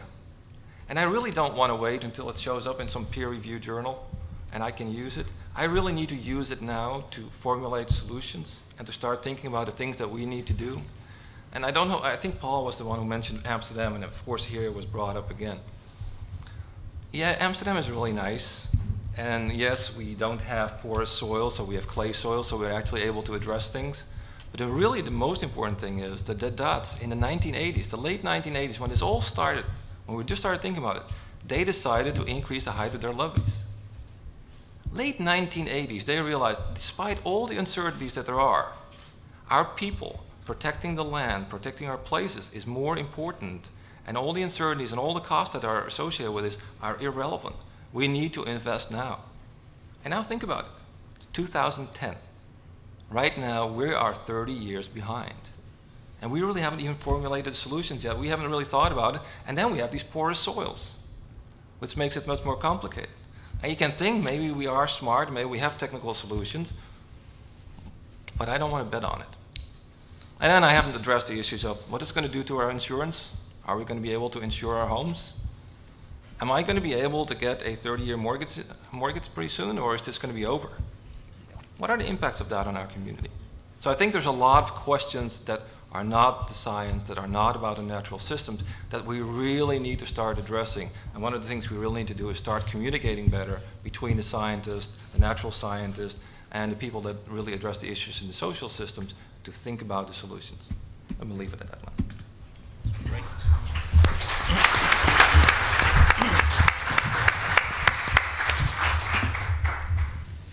You don't need a lot of people to create diversity. And thank all for you. What I want to do now, and I promised all along that we would take questions from the audience. I'm going to give you 2 minutes each later on to sum up and comment on each other. But now, questions and comments, make them as succinct as possible if you can from the audience. Please come up to the microphone here if you have a question for any of the speakers. No?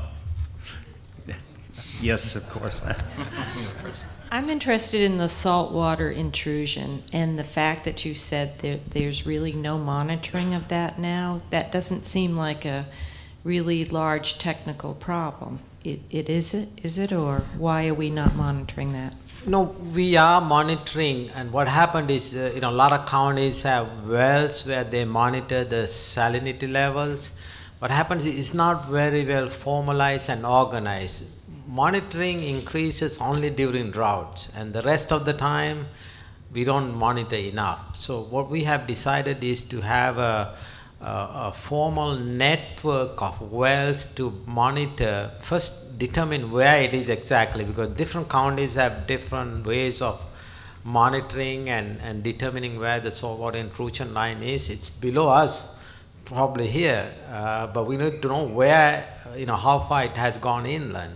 So the idea is to coordinate between coastal counties and have a monitoring network that is standard, that will continue to, just like our rainfall monitoring network. So I probably misspoke when I said it's not being monitored, but it is being monitored, but not in an organized way to determine the movement of it along the coast. But that's a real problem, because if you see that line and where all the wells are in the communities, they're very close.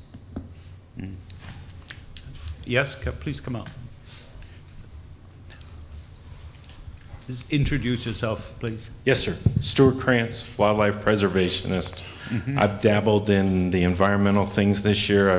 I've volunteered for EXISMA, which is Everglades Comprehensive Invasive Species Management Area, and I've also been down in the Everglades National Park, worked with the Bear Creek Canoe trail clearing areas, and my concern is looking at all these different things, and there was something Mr. Souza said.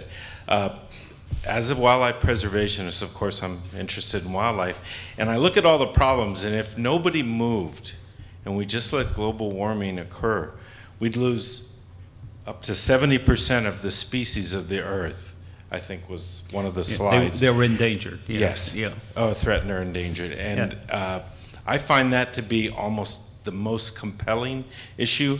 And what I'd like to see is, as I watch these government agencies, in EXISMA it's mostly the federal government, the state government. I've seen Miami-Dade County there. But what I would like to see is that the governments come together and get the public to get more involved, because where are they going to get habitat?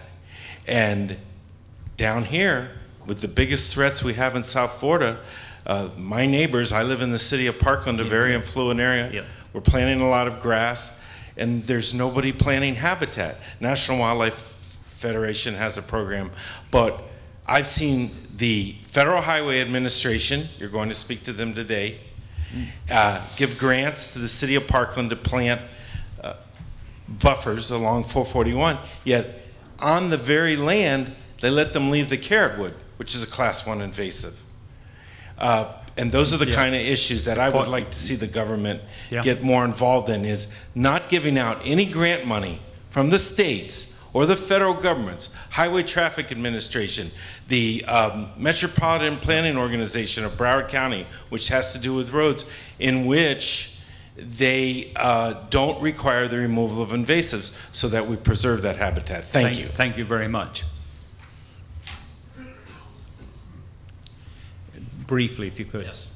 Mark Perry with Florida Oceanographic, also Water Resource Conservation and co-chair of the Everglades Coalition.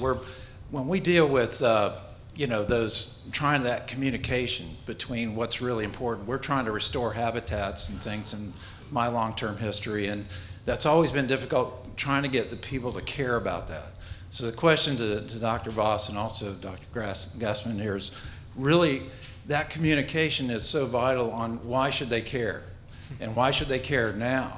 Because when we look at polar bears on icebergs, and we all come from that generation of really caring about our environment, now we got to get people to care and care now.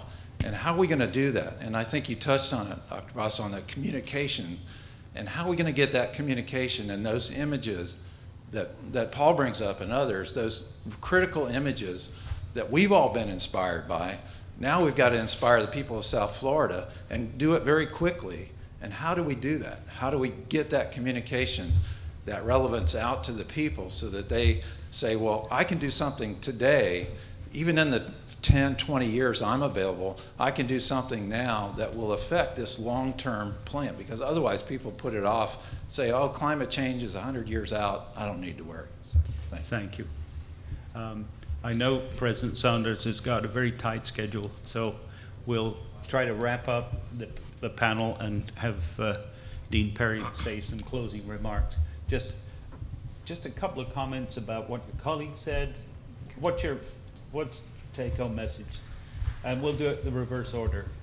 Oh, okay. Well, let me then respond to the question first, if you allow me to do that. I don't have the answer. I think my answer is that we don't know how to do it as researchers, and we probably need to ask the people that do know how to do this. And that's very uncomfortable. I'm organizing a conference together with Neil, really focusing on journalists, and how do we communicate a message to people. And it's very uncomfortable for me to see how he does that. Right? It is not the way I talk as a scientist or as an urban planner, and I need to get away from it, and I need to start feeling comfortable. And I think part of that is we just need to acknowledge the fact that we need to learn how to communicate with people, and not just in peer-reviewed journals, and not just letting other people do it. We need to learn how to do this. My final comment is that I think the most important thing is we are in a very vulnerable place. We're probably in one of the most vulnerable places in the US. We cannot afford to wait and sit back and let other people figure this out. We actually need to become leaders. I think as a university, if you really want to be a steward of place, we need to figure out what our role is, and we need to play a much more active role in helping people along with formulating policies and figuring out what's going on. Thank you. Yeah, I'll make a real quick comment on the coordination. I think there are a lot of good things happening in the state. 3 years ago, things were not happening, but now I think we have probably the only climate compact in these 4 counties in the country, and that's a very good thing. That's being touted as a model for the country. The federal government is becoming very active. I think the state government is also becoming very active. So a lot of good things are happening, and also the academia is becoming very active. UF and FSU have initiating what is known as a Climate Institute in Tallahassee, and I think this effort here at FAU, and I've always wanted to make sure that the universities take an active role in the research to help us make decisions. I think good things are happening. The thing that we should do is, knowing that Florida is one of the most vulnerable places, South Florida, we should pressure more federal funding down here. And I don't know how to do that, but that's all we need to do, because I think we deserve more dollars on this than anybody else in the country, I think. Dan? Thanks, Len. As Len mentioned in the intro, for 3.5 months I got called up and worked on the spill of the Deepwater Horizon BP oil spill and I represented the Department of Interior. And those 3.5 months, we were very focused on responding to the spill, and we were very, very fortunate with the way it worked out with currents and wind direction and time and distance. And as far as the Florida Peninsula, we came through very well. One thing that was interesting to me is when you have something like that, it kind of sucks all the oxygen out of the room, and I never heard the words climate change once. And I really appreciate the invite to come here today, because this really kind of is the forcing function to, I feel like I'm back doing things that are important to the park, not saying that the spill wasn't important, but you know, this is, as Paul says, a transformational issue. But I think it comes back to restoring our ecosystem. And it's more than the Everglades, it's our marine resources, it's the health of the system. And so whether you're dealing with climate change or a massive oil spill, we need to have ecosystems that are healthy and resilient to the effects of man. Thank you. I would say that the issue that we're talking about today, especially in the public policy realm, is one of balance. The Earth is out of balance with the amount of carbon dioxide that we've put into the atmosphere, and that we have to find a balance in moving forward. If we only talk about what's happening in the natural system, you'll have a good portion of your audience that will not listen. If you only talk about what's going to happen in the human system, there's a portion that will not listen to you. We have to find a balance in the message, we have to find a balance in the policies, and we have to find a balance in moving forward to look out for both the long-term health of the Earth as well as the long-term health of our communities. My take-home message is two things. One, we're doing the right thing at FAU to focus on this. What we're doing, especially the right thing, in that we're combining science and social design, community inquiry, and education and outreach. Pulling all that together is a huge challenge, and we probably will make a lot of mistakes before we do it right. But I want to thank you all for coming. I want to say that we're going to be holding meetings and workshops on a regular basis, and unless you tell me no, we'll let you all know about them. I much appreciate the diversity of the group that's here, and I think this is a nice beginning for your presidency in the inaugural week. Thanks.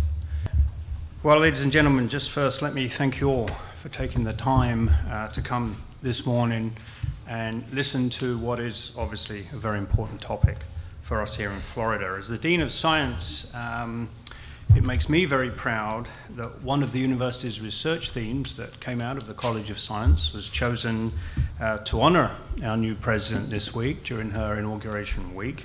And we certainly welcome Dr. Mary Jane Saunders here, not only as our president, but as I've said to her several times now, as a kindred spirit in science. Welcome.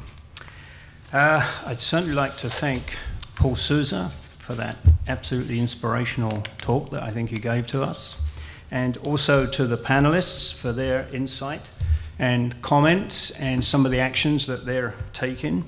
I should also, of course, thank the organisers of this conference, that's Len Berry and Marguerite Cock-Rose, where Marguerite's over there, and Jim Murley was involved, and Giselle Galushan from the Division of Research, and members of the Centre for Environmental Studies.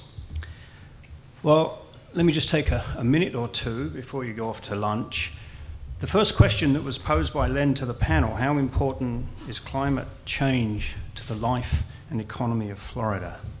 Well, I think you found out very clearly this morning that it's extremely important to Florida. Florida is front and center on the stage of climate change and the effects of climate change on this state. And Florida Atlantic University is also front and center and should be front and center in doing the research and doing the science that's going to hopefully lead to some of the solutions behind some of these problems. It is science that drives policy, at least we'd like to hope. It's science that drives policy. And it's policy then that leads to the laws that are made in Tallahassee and DC. I would also like to address one point made by Paul Sousa, a very important point, and by several of the panelists. And that is about public consciousness, or should I say, really the lack of real public awareness of the effects of climate change, not only on this state, but on this nation and many other nations around the globe.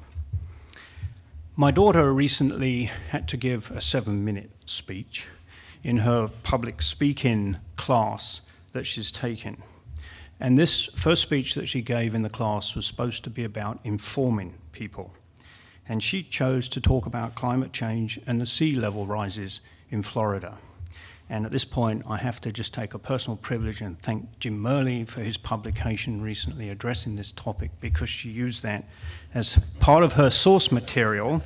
And many of the slides that you saw at the beginning of this symposium, she used in her 7-minute talk. You know, we have to also be thankful for PowerPoint. But anyway, so she gave this talk to her class. And when she'd finished and she came home over dinner, I asked her, well, how did the class react to the information that you gave them? And she said, Daddy, she was absolutely amazed at how little the students in the class knew about climate change, what it really was, let alone the effects that it's going to have on the state of Florida if we don't find solutions. And what really caught their attention, she said, was not the fact that we may lose the key deer or we may lose the Everglades, but with a 1 meter rise, and there was a couple of pictures showing the 1 meter and 2 meter rises from Jim's publication, that we'll lose Fort Lauderdale Beach. And that really concerned them. So however the message gets out, it needs to get out. You know, we are educators. As educators, it is our responsibility to educate our students. After all, as we've heard a few times, they will be the future voting citizens of this state and of this nation. And as Dan Kimball said, we've also got to educate the public. There must be greater public awareness. And also, we've also got to educate the snakes headed for Washington, D.C.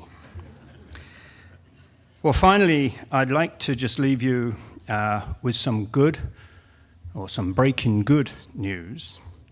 Recently, Chancellor Frank Brogan and the Board of Governors announced a new initiative for the state universities in Florida, and it's called the New Florida Initiative. And this initiative is to identify areas of great importance to Florida, how the state universities can work together to address some of those issues and find solutions. And several of the priority areas, the research priority areas at Florida Atlantic University went forward to the state for funding in this New Florida Initiative. And I think I can announce and break the news that Dr. Berry and Dr. Marguerite Koch, your proposal to the state has been recommended for funding. Congratulations.